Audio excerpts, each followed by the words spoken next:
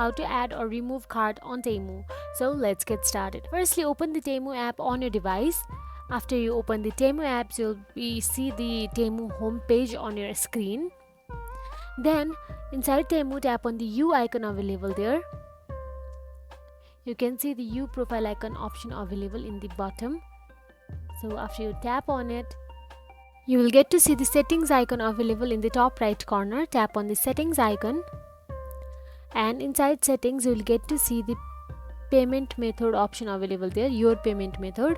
Tap on it. Now inside your payment method, you will be prompted to enter the details of your new card. This typically includes the card number, expiration date, CVV, security code, and the cardholder's name. So all you have to do is save card, and in order to remove the card from the list of cards, select the one you wish to remove and look for an option to remove the selected card.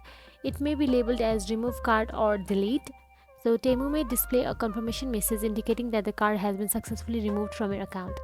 So that is it, guys. By following these steps, you can easily add or remove a card on Temu, ensuring that your payment information is up to date and is secure. So that is it, guys. If you found this video helpful, please like, share and subscribe our channel, and thank you for watching.